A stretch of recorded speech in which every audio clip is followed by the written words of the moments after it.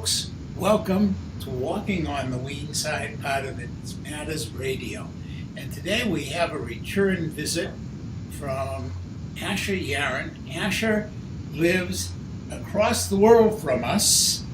You know, I guess if I started digging here in Tucson, I might actually get down to Indonesia. I don't know. Assuming the Earth is a globe, which it may not be, right? Right. No, it's true. Maybe it's flat. Who knows?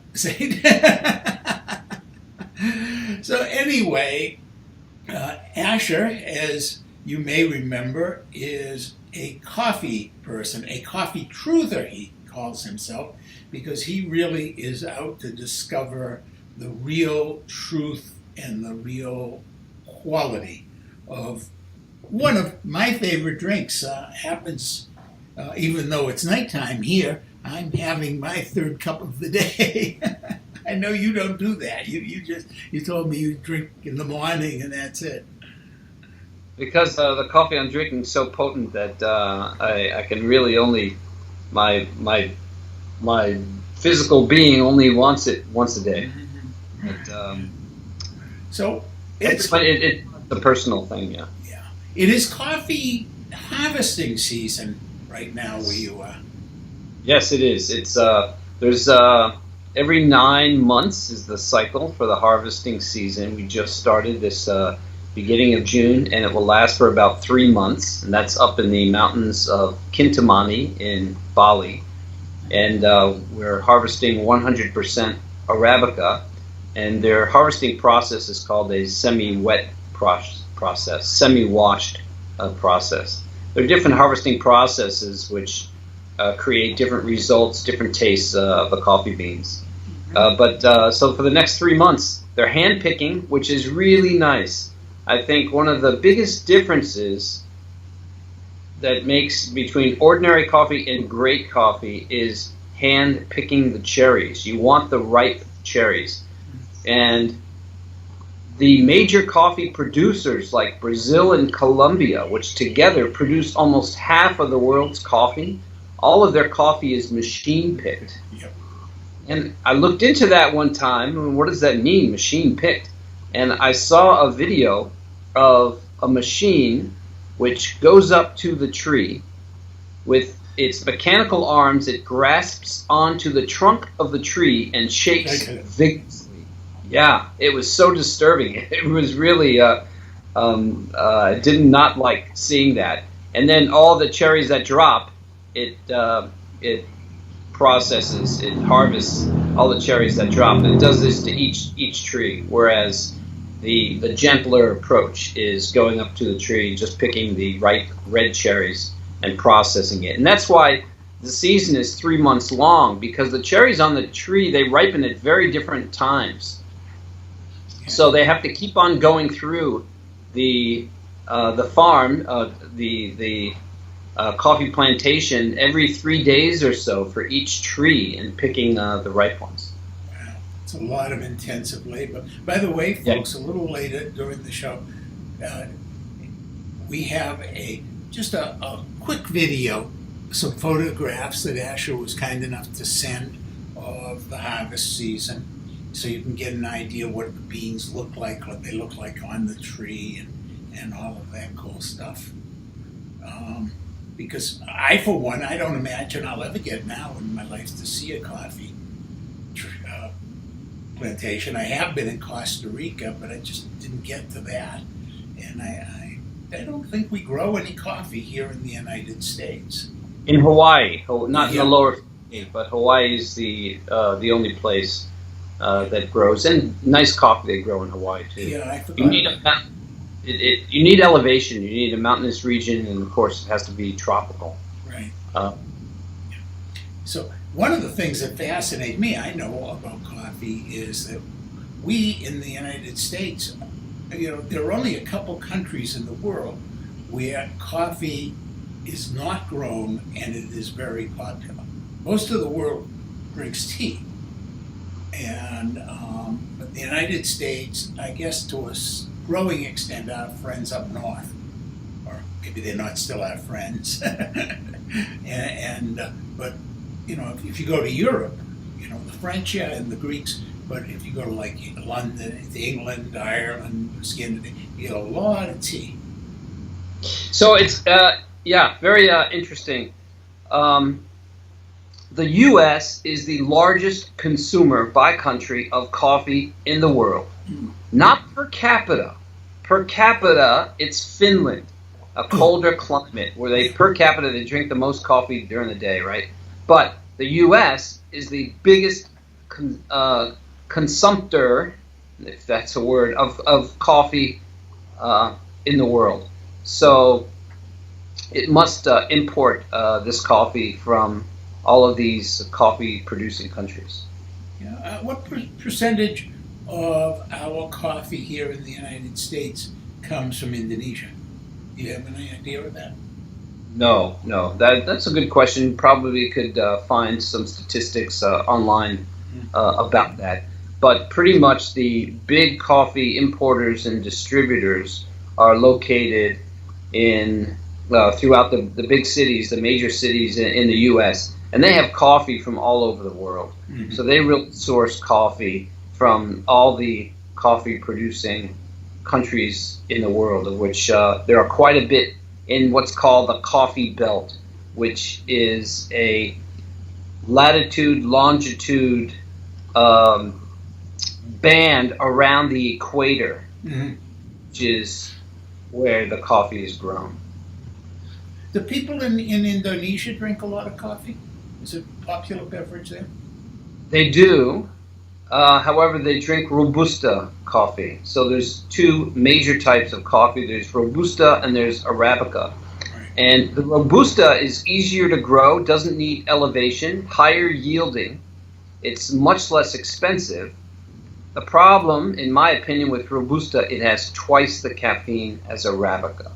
And many people who drink Robusta get the shakes, they get jitters, they get a not good feeling, and they think they're sensitive to caffeine, which may not be the case. It may be that they're just sensitive, like all of us are, to too much caffeine. I myself thought that I couldn't drink coffee, but when I started switching from Robusta to Arabica, which is the higher grade of coffee, I found that not only could I drink it, but it was very beneficial in helping me to focus. And I didn't get any jitters or anything like that. So pretty much the locals here, they drink the much cheaper variety, which is the Robusta. And 70% actually of coffee grown, harvested, and exported from Indonesia is Robusta. 70%. Only 30% is the higher grade Arabica. Now, the big coffee companies use Robusta in canned coffee, in already ground canned coffee, in instant coffee. And the reason they use Robusta, which has the higher caffeine content, is because the process that they're using to package their coffee, whether it's the freeze-dried process making instant coffee, or whether it's grinding and putting it into cans, Maxwell House, Folgers, those kind of companies, it reduces the caffeine level. So if they're using Arabica, they're getting not enough caffeine. So they have to use the cheaper Robusta in order to bump up the caffeine, because their process is removing the caffeine. They're losing caffeine, yeah. So there's a couple countries that mostly do Robusta. Vietnam, I think, is the second largest coffee producer in the world right now. It's really overcome a lot of the major South American countries. And most of the coffee that they grow is Robusta. And most of their customers that they're exporting are these very big coffee companies, which are treating this coffee like a commodity, similar to table salt, where they're not interested in anything but the caffeine, and they're looking at ways to deliver that as inexpensively and most profitably as possible. And they don't mind using whatever additives they have to make it taste better. Yeah, that's right. So a lot of the capsule, the Nespresso and Keurig capsules is a prime example of that. So there's a lot other additives that they're putting in that coffee, because the processing of that coffee is stripping away many of the benefits that if you had that coffee, if you bought it green, roasted it yourself, ground and brewed it on your own, you'd be getting all of these other, not just caffeine, but all these other chemical substances, of which there are many, including high levels of antioxidants, healthy, all I believe healthy, that because of the way they're processing it, packaging it, you're not getting that. So they're really just focused on taste. They're not, and then they're funding these studies to make it to make coffee show that it's healthy, but they're talking about coffee in general. They're not talking about a specific kind of coffee, and I think that's the issue that I have with these studies that are showing that coffee is healthy. They're using the general term coffee, just like you would say salt is healthy. Well, there are a lot of ways to make salt, right? There's Himalayan Himalayan salt. There's natural sea salt, and it's been shown that these salts have a lot of minerals and vitamins and a lot of good stuff, right? Yeah. Before we take a break here, Asher, I just wanted to remind folks that Ash has been on the show before, and that show we devoted to his home roasting methods, and you might want to go back in the Walking on the Weene Side archives and look for that show because it's a great product. We are going to be showing a commercial for that, and he also sells the beans to people, the green beans, if you want to do your own roasting. So that's a show you might want to go back and remind yourself, and you certainly want, when we get to that in the commercial breaks, you might want to write down that contact info and make sure that you look into buying, because it really does make a difference. And we're going to be right back, but first we're going to show you that little video of the photos that Asher was kind enough to send us. Vanilla latte served to go. I drink it slow. Morning coffee, cappuccino, hold the phone. Take me home. Morning coffee, vanilla latte served to go. I drink it slow. Morning coffee, cappuccino, hold the phone. Take me home.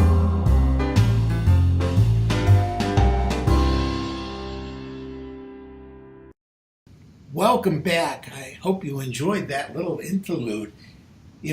When Monica put that together for me from Asher's things, one of the funny things was I immediately went and brewed myself a good cup of coffee to watch it a few times.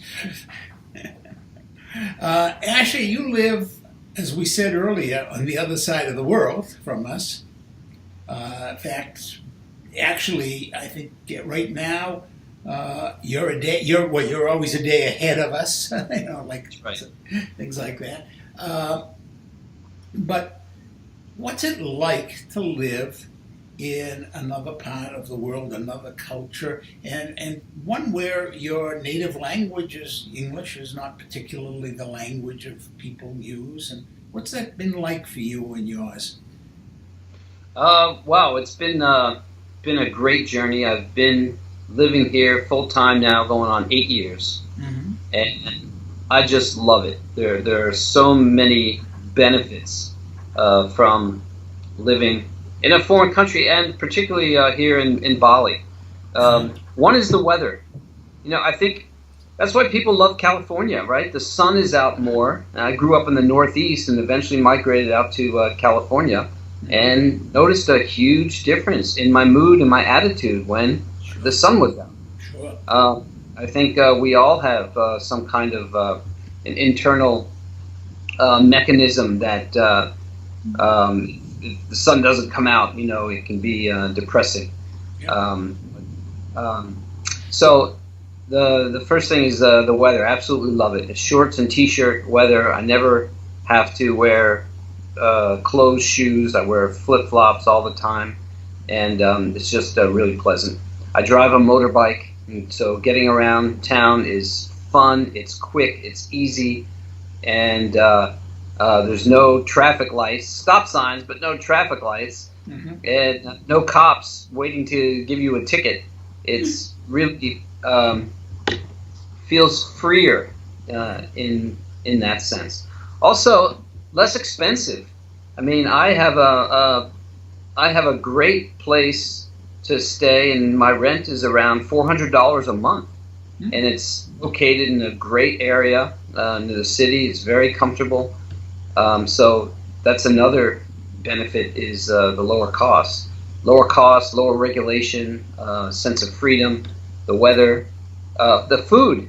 Everything grows here naturally. Fruits, vegetables. I have easy access to the way I like to eat, which is pretty much fresh fruits and a lot of salads. And that's available year round. So the language was challenging in the beginning. I had to learn the Indonesian language, which is tough because it's not like any other language I've been exposed to before. So there's no words that sound similar to other English words that you can kind of figure out what's going on. It's a very different language, so I had to learn that. But step by step, that's pretty easy, and I speak enough now to get me into trouble so that people think I'm a native speaker and then start talking really fast, and then I don't understand. You have to say, slow down. Yeah, exactly. But it's pretty easy language to learn, and I like the fact that I can communicate with the locals. Also, the Asian way of life. It's a very soft, non-confrontational attitude that people have.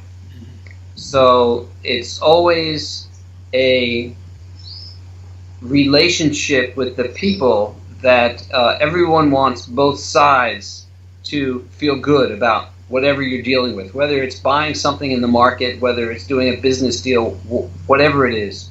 Whereas I feel like in the West, it's more like, how can you dominate, or how can you it's got to be a zero-sum game. Yeah, it's so I like that aspect of it. It's a whole different attitude. I really I love it, and I think any chance I can see having in the future to live in a different culture, I would definitely embrace and go for it, because a whole new part of life opens up that you cannot understand or expect what that could be like until you are immersed in it and can experience it. It's really been a great journey, so I'm very happy. You have a child, don't you? Yes, I have a daughter, and she's 13, and she, when she was 6, she started going to the Green School. Now, the Green School is a very famous school here in Bali. It is an international school, and it was created by John Hardy, who is the jewelry creator. And he built this school. Every building is made out of bamboo. So the idea is to teach green, sustainable living practices. And she was going to the Green School for the first 6 years that we were here. And then it became tougher because as she reached middle school, it's very transient. So there was a lot of her friends left because they're from different countries and they're not here permanently. And since we've been staying here pretty much the whole time, I think it was very difficult for her. So I started to homeschool her, and that was a great situation, I think, for both of us, because I learned, I think, more than she learned, because I had to start looking into what subjects I was going to teach her, and relearning things myself. So that's been really, that's been fun, that's been exciting. And the nice thing is, I have the time to be able to do it. I don't have a full-time job where I'm working in a place 9 to 5. I have really the freedom to be able to decide what I want to do and when I want to do it. And has teaching has homeschooling your daughter led you to change any of your ideas and values? Have you started questioning as a result? Absolutely, completely. I had to look at all these different subjects, because I had to decide what was I going to teach her. Math, science, English, all of the normal things that I studied in school. And by living in a culture outside of the United States and seeing things from a different cultural perspective, like the Balinese do, this is a Hindu culture based on Hinduism, and their religion is very much a part of their daily life. And so you start to see things from a different perspective. I don't have the American TV blasting in my face all the time, or the radio, so I don't have these other outside influences trying to pull me in to the political situation or the latest sports team news, So I've really freed my mind to be open to really look deeply at some subjects. And that's what I started to do when I had to decide what I was going to teach her. And I looked at some things, and I mean, it was amazing. I kept learning more and more new stuff and be open to more and more new ideas, which are now more available than ever before. I mean, there's so much variety of opinions, of theories available today that I think ever before. And I really had to go back and unlearn everything that I thought I knew about anything, and start from scratch and start to think about it, and really start to think about what makes sense. What's the truth here? And that's what the coffee truth kind of really turned me on to finding out other truths, because I see with coffee how big companies, how markets want people to think a certain way about coffee. And it's a programming. And that programming says that George Clooney can drink this incredible shot of espresso that's coming from an espresso machine in a pod. And I just know from my personal experience that that's not the truth. That is a marketing gimmick. And so when you really start to uncover what really is the truth, and I had done that with coffee, I started to do it with every other subject.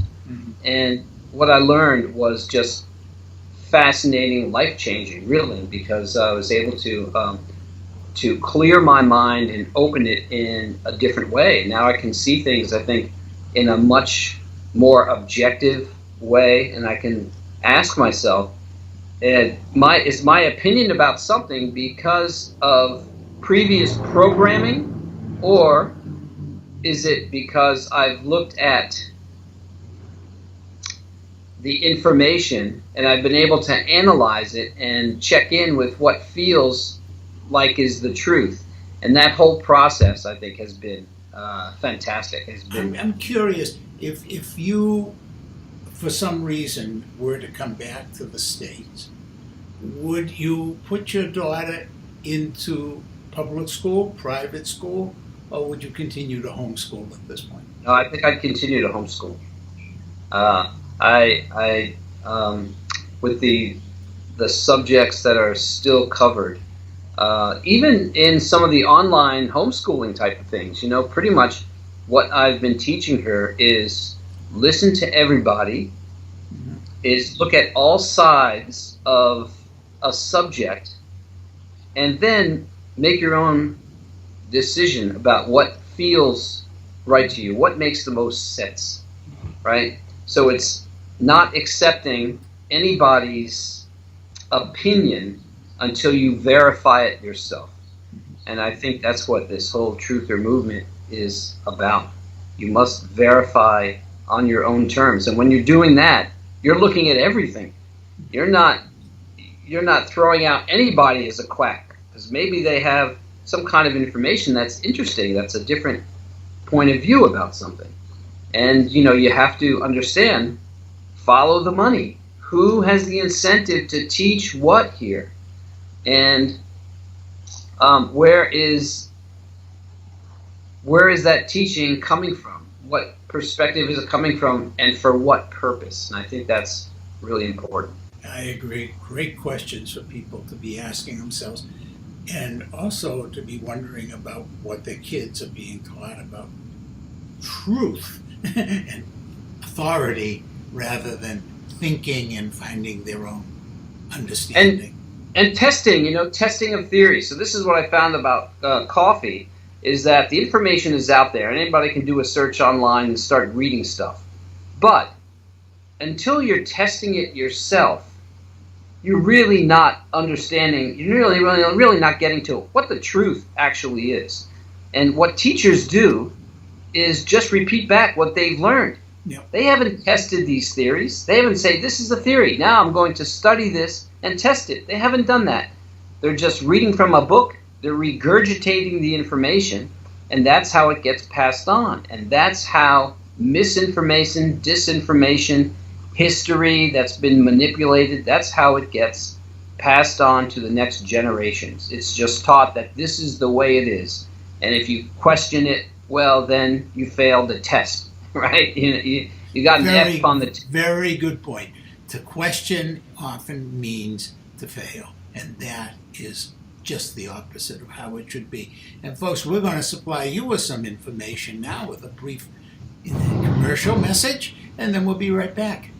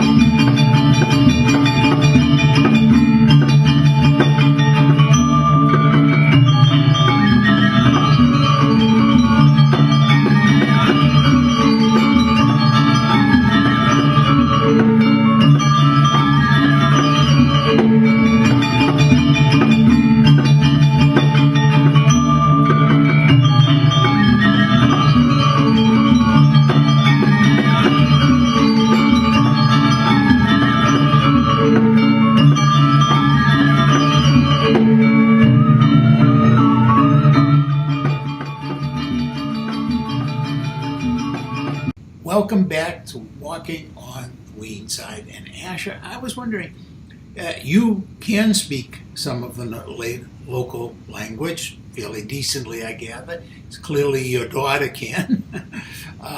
So I was wondering, what are you picking up about the way the people in Bali are thinking about the world, about the United States? Are the perceptions changing? All those kind of questions. Well, first of all, for the most part, the locals here don't engage much in finding out what's happening in the rest of the world. It's not like the U.S. The U.S., is like wants to know what's happening in every country. You have reports all the time. It's all this information is immediately accessible through the TV, through the internet. But the locals here are worried about feeding their family. They're worried about they're engaged with their community. You know, it's a much more kind of back to the land mentality, where they really don't know what's going on internationally. They're not concerned about it. They're more concerned from their immediate needs. But they're you know, politics is politics everywhere, and I think the same corruption and scandals in politics that are in the U.S. are also in other governments. I think that's one of the foundational requirements of government is corruption. It's corruption, yeah, and it's and you know, the people really kind of understand it and kind of accept it. They don't really go out and protest. They're just you know, want to take care of their own families and their communities, and that's pretty much been the focus of the locals. Well, now, besides the coffee that like people like yourself sell to other countries, is there any industry or business or agribusiness that is connecting where you are to the outside world? Well, the tourist business. I mean, Bali is all about tourism. This is the number one location in all of Indonesia for tourism. So I'd say most of the huge, large percentage of the people who work in the tourism industry, that's in the hotels, restaurants, you name it, everything that's connected to tourism, travel. So the Asian way is more of a community-based system, right? So they don't really train entrepreneurs or encourage entrepreneurial endeavors like they do kind of in the U.S. That's the one thing that's really nice about the U.S. Hey, if you have an idea, if you can do it on your own. I think it's more supportive for entrepreneurs.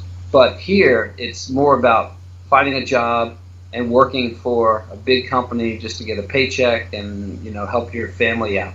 The locals rarely have that incentive to try to make it on their own. So that's one of the things that why these big tourism companies come in here, because they know they can have a company with cheap labor and get dedicated workers to work for them for years on end. That's the other thing. They aren't going to try and go someplace else because they just want that nice security. That's right. So that's the big difference. So there's two really main factors. I think that's different from the U.S. One is that people want a secure job. They don't care so much about getting raises. They're not going to jump around to different places to get raises. They want a secure job with a minimum wage. They're kind of happy with that. And what happens is in the workplace, that becomes part of their family. So they make these connections with their co-workers, and they're so close and so tight with these co-workers that they look forward to being with their co-workers, not the job that they're doing, but the relationships with their workers, which is like a family to them. That's the one thing that is really very different, I think, from the U.S. The other is customer service. The customer service here is absolutely terrible. It's like they don't care really about the customer. They care more about the employer. So they're always going to have a position of defending the employer rather than have an upset customer.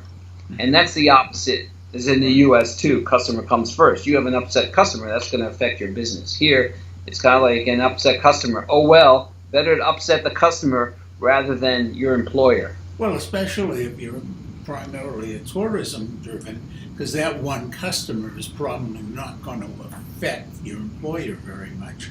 Yeah, It's transient. It's true. But there are many, many more of us now who are choosing to live here full time.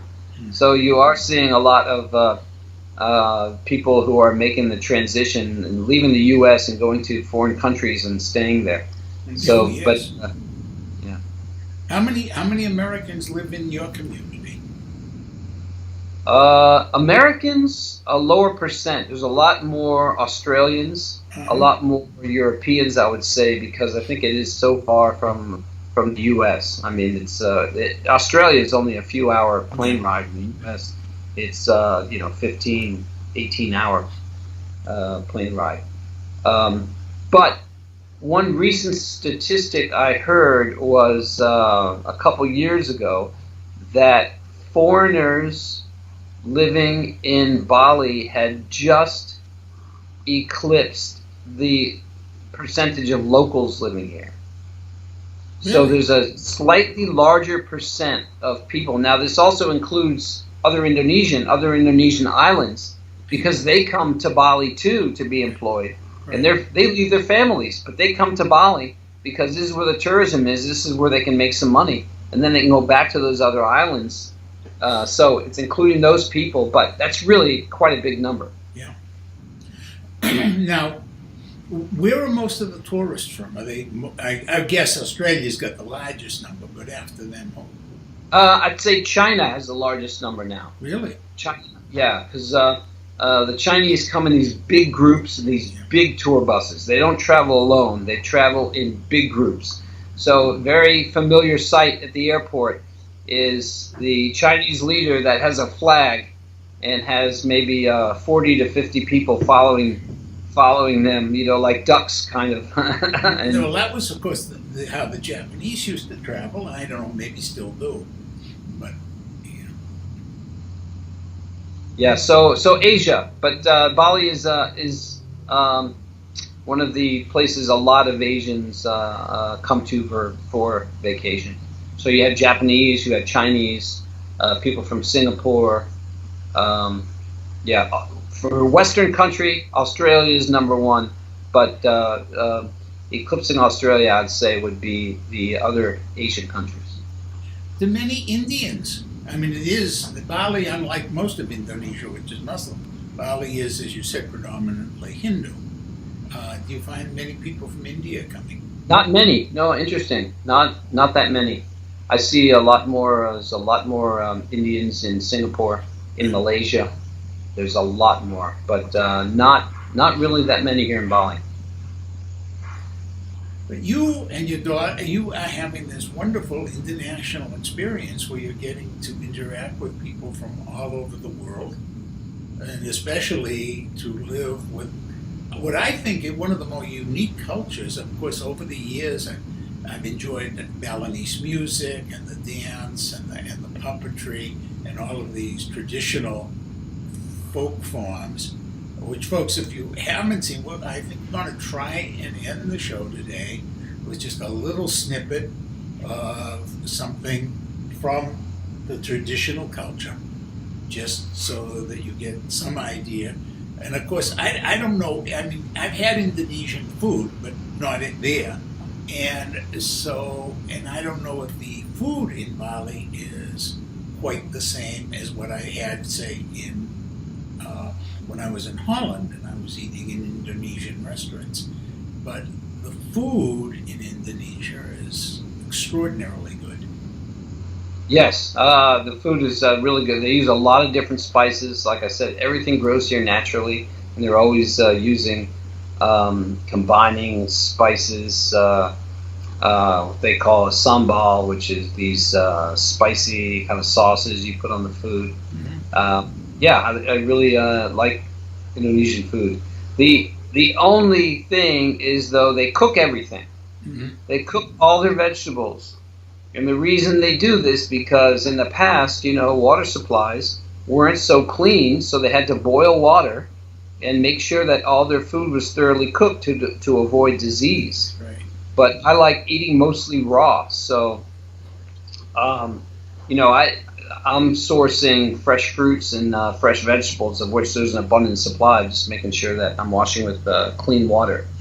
So that's one thing um, that you won't see. You won't see an Indonesian salad.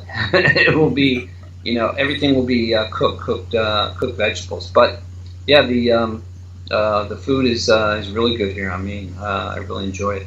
Well, as people might remember from their history, long ago history studies, that one of the forces that drove people to leave the European continent and start going out to sea was trying to find ways to get some of those spices. The spices were like number one on the hit parade when Magellan was going around the globe. Right. Yeah. Yeah. The nickname for Indonesia is the Spice Islands. Yeah. Right. This is an archipelago of 17,000 different islands, and what grows here is clove and vanilla, and I mean you name it, cinnamon, everything just naturally. And when you're in this environment and using the local food that way, it's really is extraordinary. Well, I have to tell you, actually, one of the things I enjoyed today, just sitting, as you were sitting there, realizing that right behind you was this lush vegetation. And at one point, I think I heard a couple wild birds calling. And I'm thinking to myself, gee, he's in the middle of town.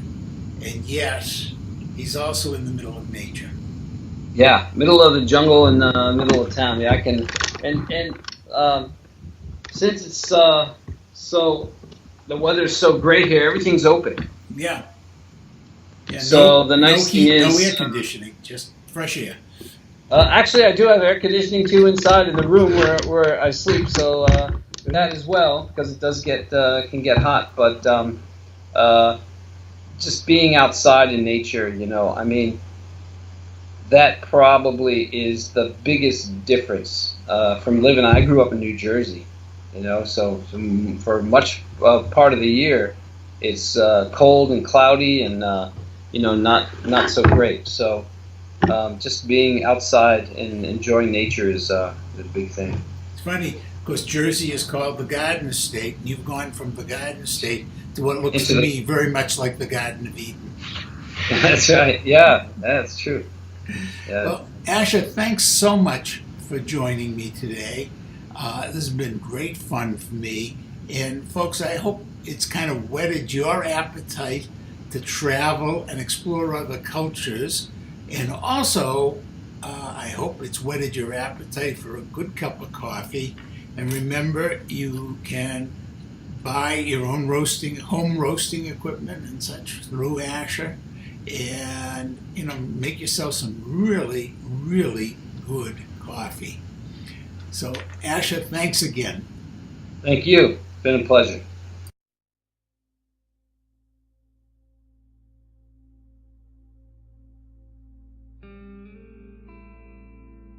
Meditation on a new coffee pot. It has, I know, begun to rain. Big drops that splat on window panes and run the glass course as they want in merry race until they splash from the sill into the ground. While on the kitchen stove I hear the plop and drip of my new pot, a coffee pot with smells so rich to fill my nose and warm my heart with memories of golden time when hours crept and minutes stopped despite the ticking of the clock. I pour the liquid Eucharist, remembering the touch of love, remembering the sweetest kiss. Nut brown she walked as if on air, her head held high with frizzed black hair, defying discipline as she moved through the door, across the room. With arched back and swaggered step, she challenged me to not react. I failed her defiant test, reached out with moaning crave and sought her lips, bite her pink, smooth tongue, in one brief eternity embraced. It has, I know, begun to rain. Swollen, plunging tears, unrestrained, trace the lines worn in my face and slowly join, drop by drop of the coffee.